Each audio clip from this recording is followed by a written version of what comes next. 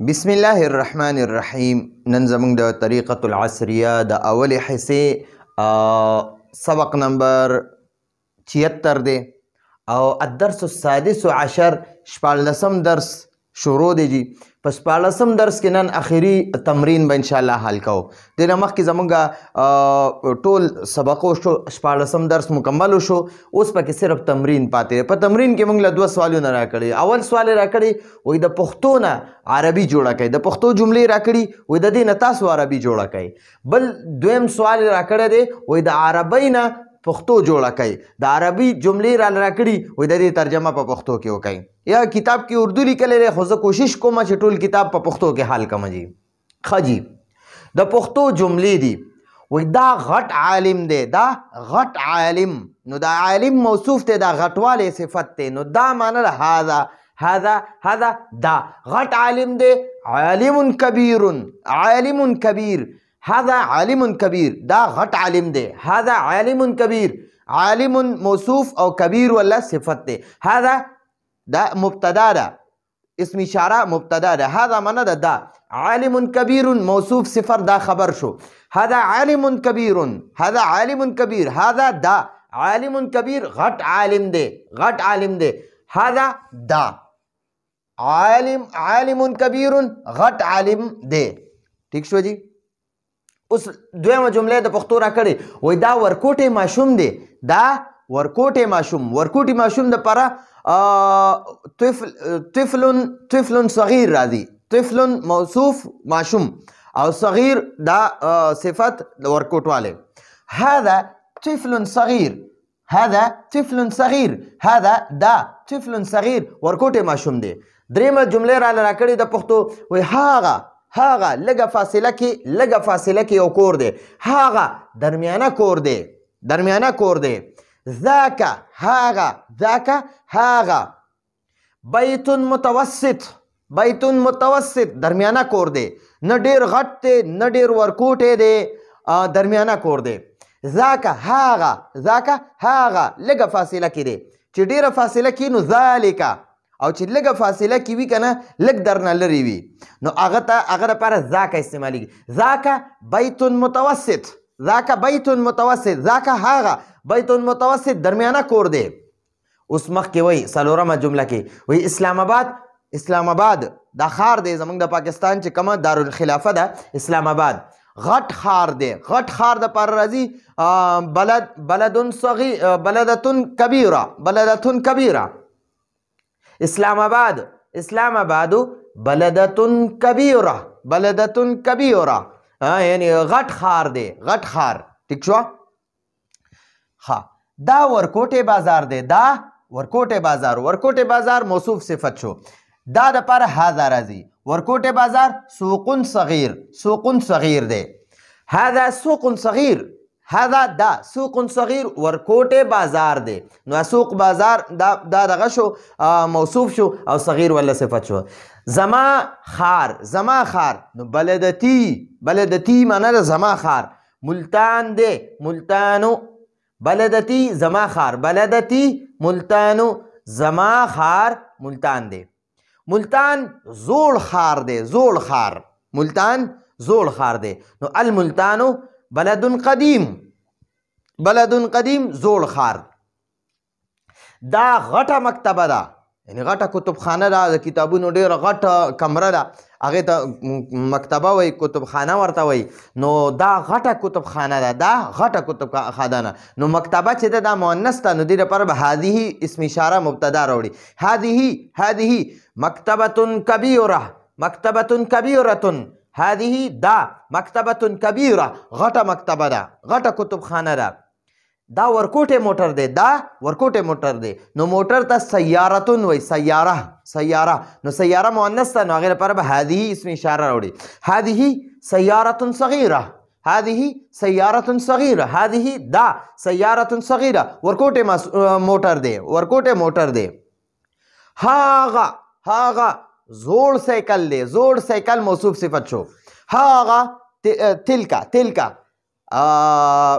دراجة قدیمه، تلک دراجة قدیمه. هاغه زوړ سایکل دی، هلته سایکل ولاړ دی، لرې دی.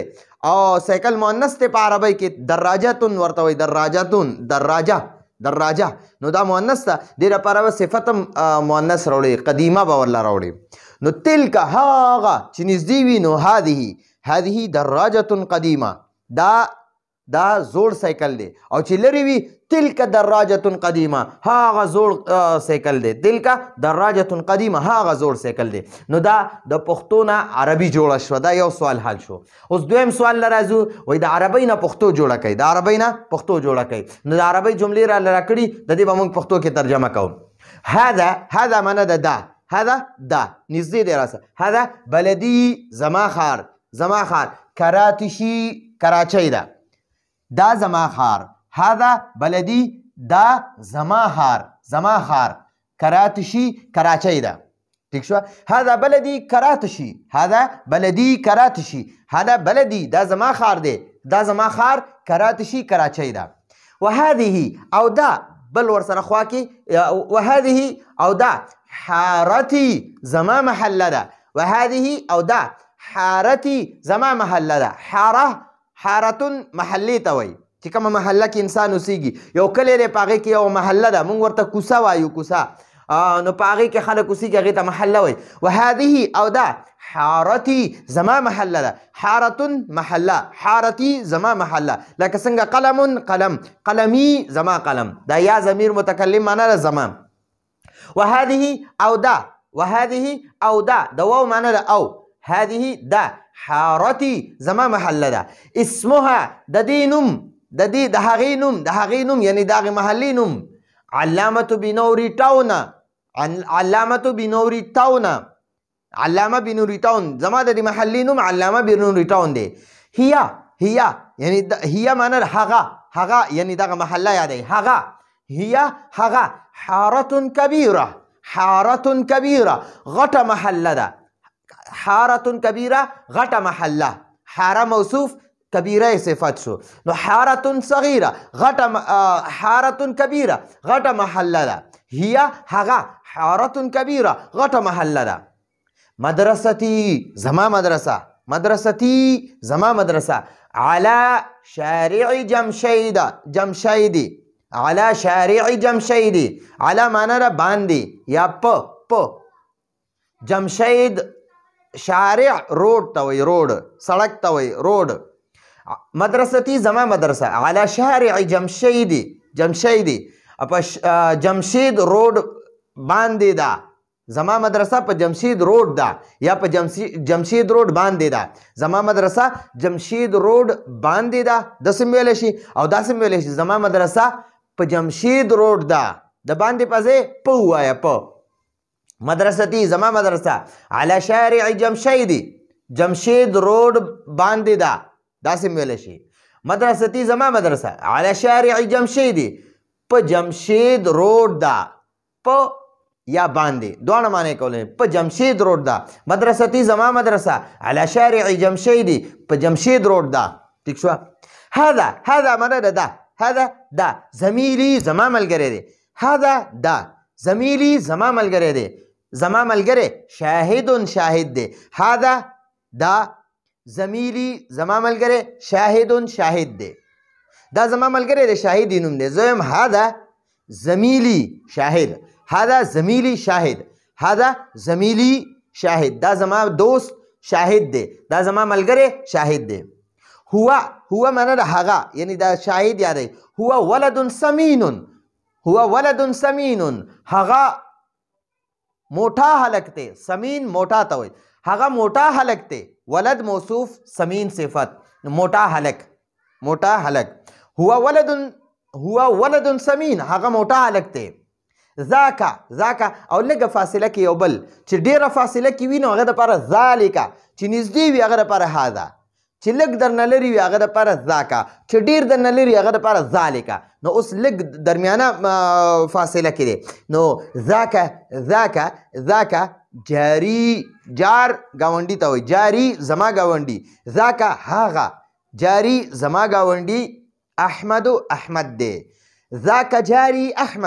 ذاکه جاري احمد هاغه زما ګاونډي احمد دی، هاغه زما ګاونډي احمد دی. ذاک جاری، هاغه زما ګاونډي احمد دی. ٹھیک شو. احمد ولد النحیف، احمد ولد النحیف، احمد نری الک دی. نری یعنی کمزور، ما ورته نری یعنی کمزور الک دی، ډیر موټا نه دی، نری دی. ٹھیک شو. احمد ولد النحیف، احمد نری الک دی. واخوه او د هغه رور، هو معنا د هغه، او خو رور، و معنا د او د هغه رور. واخوه او د هغه رور، د احمد رور یادی، او د هغه رور. ولد معتدل، ولد معتدل او ولد متوسط، دواړه یو معنا ده. متوسط هم درمیانه ته وایي، معتدل هم درمیانه ته وایي. واخوه او د هغه رور ولد معتدل، معتدل دی، درمیانه دی، درمیانه، نه ډیر سمین دی نه ډیر نحیف دی. سمین موټا ته وایي، نحیف کمزوري ته وایي. معتدل دی، درمیانه دی، متوسط دی، متوسط. ٹھیک شو. نو دا زمونږه الدرس السادس عشر، شپاړسم درس هم ختم شو. نو 2 سوالونه په تمرین کې د پښتو نه عربي جوړولو، او د دویم سوال چې دی د عربۍ نه پښتو جوړولو. نو دواړه سوالونه هم حل شو، تمرین مکمل حل شو، او درس السادس عشر ختم شو. ان شاء الله دینه پس بیا 19م درس شروع کوو. نو راتلونکي درس پورې اجازه غواړو. هذا هو المرام والله اعلم بحقیقة الكلام.